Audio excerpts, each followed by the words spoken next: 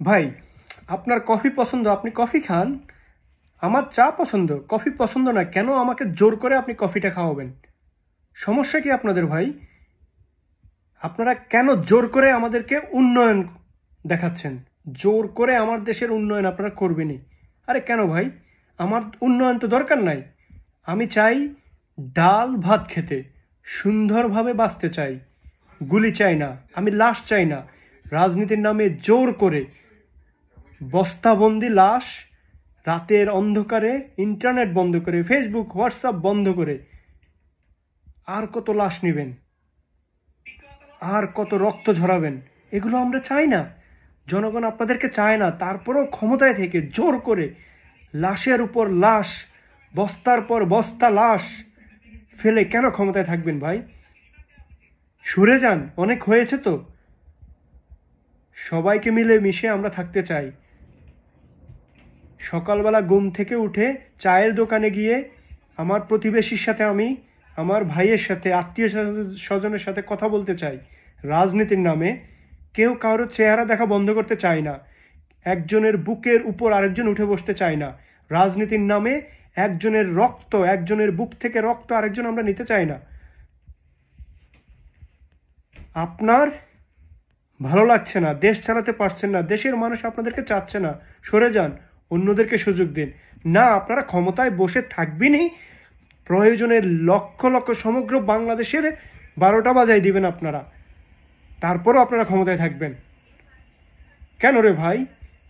মুক্তিযুদ্ধ এবং রাজাকারের ইস্যু দিয়ে বাংলাদেশ থেকে ভাগ করে ফেলছেন, গৃহযুদ্ধ নিয়ে গেছেন, তৈরি করে ফেলছেন গৃহযুদ্ধ একটা সারা বাংলাদেশে। প্রবাসীরাও ভাগ হয়ে গেছে, এক অর্ধেক দেশের পক্ষে, আরেক অর্ধেক দেশের বিপক্ষে। বুঝবো কিভাবে ভাই আপনাদের যুক্তি?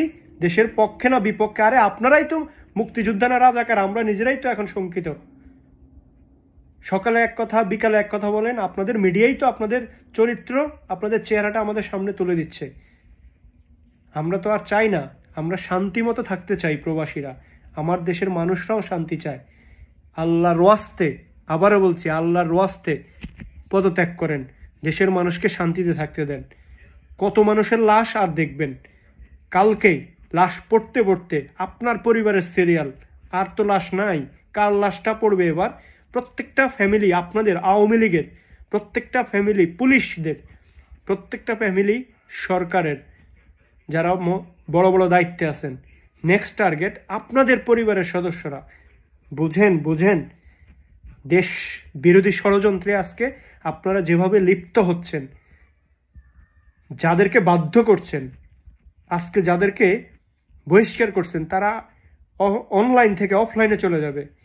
আপনাদেরকে কিছু করতে না পারলে আপনাদের পরিবারকে টার্গেট করবে, আপনার পরিবারকে কিছু না করতে পারলে আপনার আত্মীয় স্বজনকে টার্গেট করবে, আত্মীয় স্বজনকে টার্গেট করতে না পারলে আমাদের দেশের সাধারণ জনগণকে টার্গেট করবে, করে এই বাংলাদেশকে আরেকটি গৃহযুদ্ধ আফগানিস্তান বানাবে। আপনি চাচ্ছেন সেই আফগানিস্তানের একটি সদস্য হতে?